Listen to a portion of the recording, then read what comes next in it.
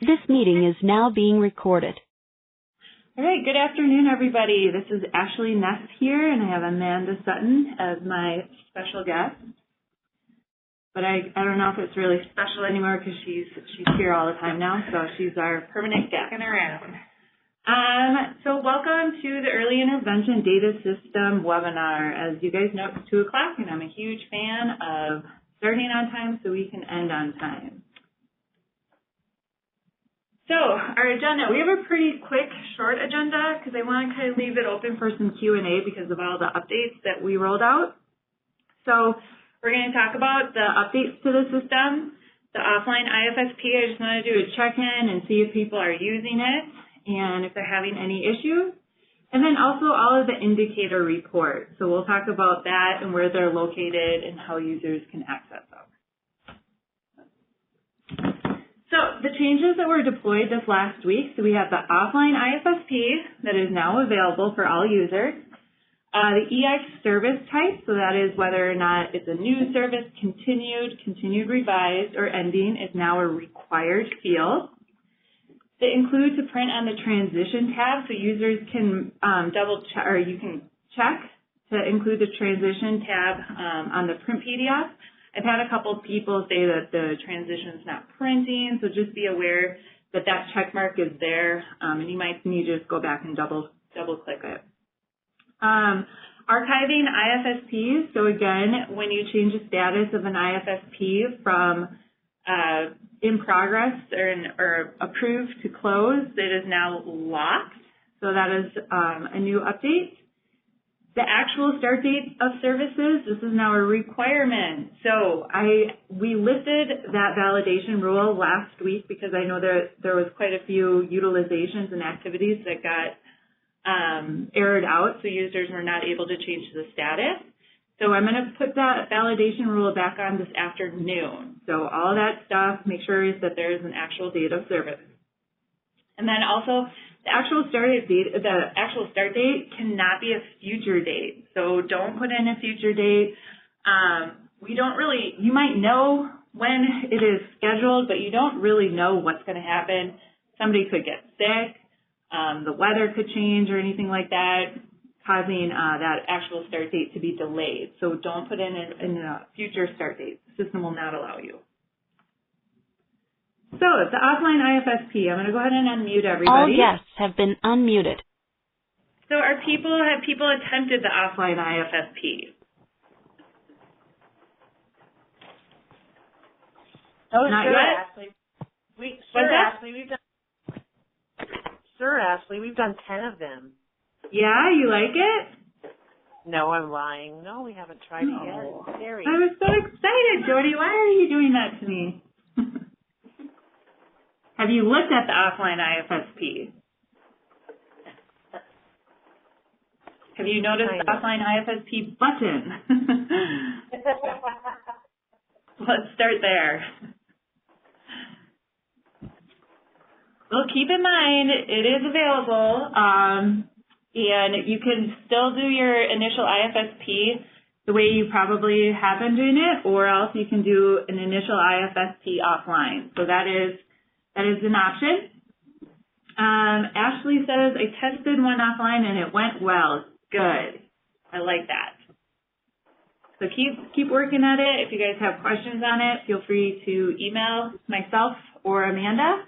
And the instructions and everything can be found at that link right there. Does anyone have any questions about the offline IFSP?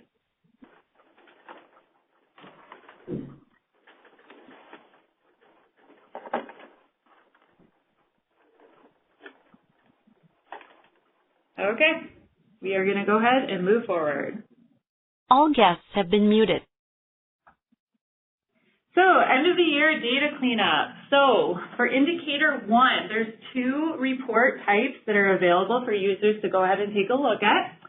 The first one is called late services, and then the number 1. In this report, it includes all services that are either missing a start date or a late reason, as well as all the late services. So this is just to kind of show you guys what your CCD is going to be reporting out. So if you see that a child has a service start date, and a late reason, you don't need to do anything else. You can just see that that is where you're going to be reporting that child as being late. The other report, which is missing start date of services, this is specific to children that have an IFSP meeting after our go live of September 15th, 2015. So take a look at both of those reports and make sure that you guys are cleaning up all of that data and entering all of the missing information, because we will need all that stuff ready to go. Indicator 7 data. So Indicator 7 is about children referred and having an IFSP within the 45-day timeline. So again, there are 2 reports for this indicator. The first one is called Children Without IFSP. So this includes missing IFSP meetings and late IFSP meetings. So that is, so it's kind of the same as the Indicator 1 report where I said, you might see that there is a date and then the reason for why it's late is in there. That's just so you're aware of what you guys are going to be reporting out. And Indicator 7 is with percentages. So that one's you're going to be able to see kind of what percentage of late you are going to be reporting as a CCB. So take a look at both of those. One thing I do want to talk about for Indicator 7 is the status. So closed eligible versus closed not enrolled. So those are 2 statuses for closed children. So if you choose closed eligible, that is for a child that was active and had a complete IFSP. So eligibility was determined and outcomes were developed. If you're choosing closed eligible, then you need to have an exit reason, okay? Closed not enrolled, that is for a child that was never active and or only went through to the evaluation and eligibility was not determined. So that is what you use for that description. And then if you choose closed not enrolled, you need to have a closed not enrolled reason. So a reason is needed. So if you choose closed eligible as the status, you don't need a closed not enrolled reason, okay? And so the same goes for closed not enrolled, no need for an exit reason, okay? In the report, you will see, and you can just kind of read it out because I included the status and also the exit reasons. So if you have a status of closed eligible, and then you see that the exit or the reason is not eligible, they don't really match up. So just when you're looking at it, make sure that everything looks good and that it is matching up with what really happened with that client case. So if the child was not eligible, then it would be closed not enrolled, reason not eligible. Okay, so you might have to go back and clean some of that up. We understand that this is confusing. So we are going to be changing around the closed eligible status to closed IFSP. We're not changing it anytime soon. We're looking at maybe changing it at the beginning of the year. So I just want to kind of let everybody know that we are going to be working on that. So closed IFSP, so that is a child had an IFSP, eligibility was determined and outcomes were developed. Okay, and then again, the exit, once they exit, you need to choose an exit reason. For closed not eligible, we're going to change that to closed no IFSP. So if you choose that, then it's going to be closed no IFSP reason. So just be aware that that is going to be on the horizon. We are thinking about doing that at the beginning of this year. Does anybody have questions on that? All guests have been unmuted. Any questions?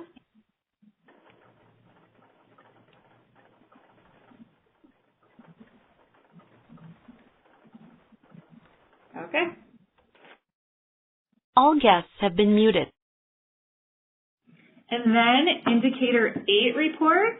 So again, there's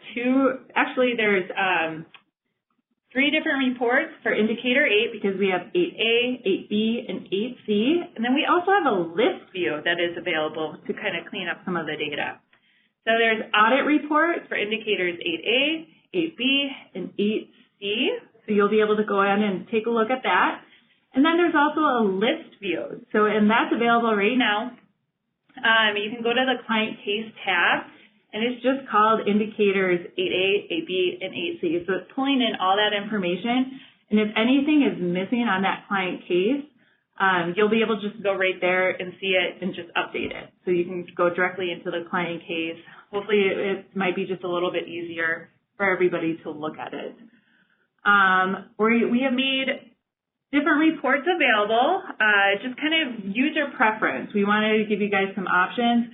All of the reports are going to show basically the same information. It just looks a little bit different. So just be aware, kind of giving you guys some options to go ahead and look at different reports and also the list view.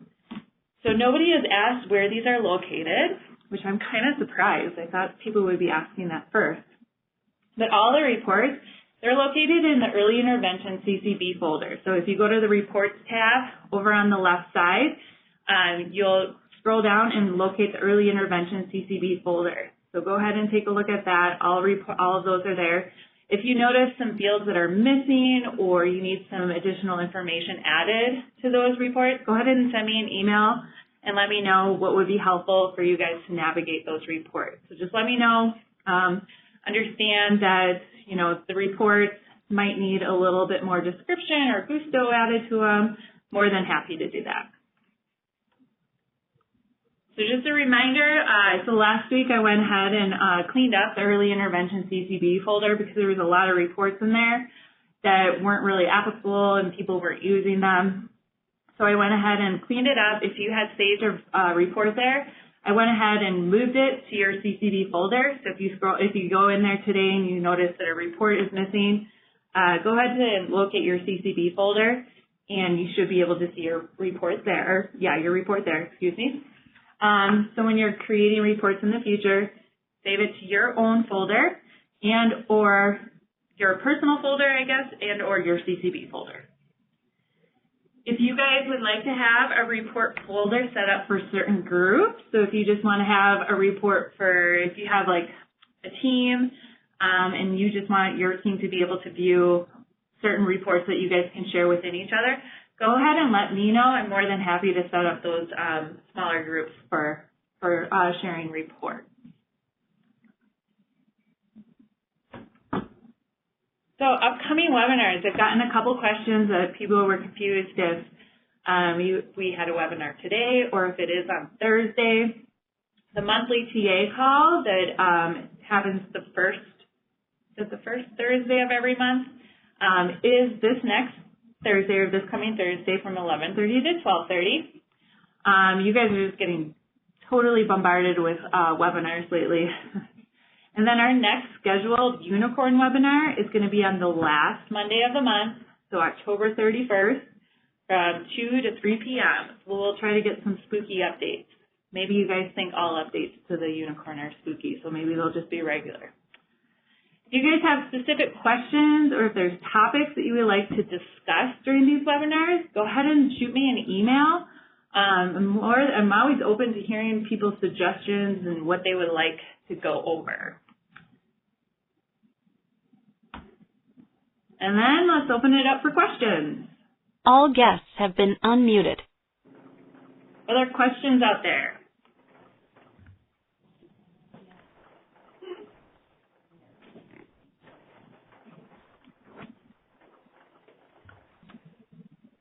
If you're shy and you don't want to talk, you can always go ahead and post it in the chat.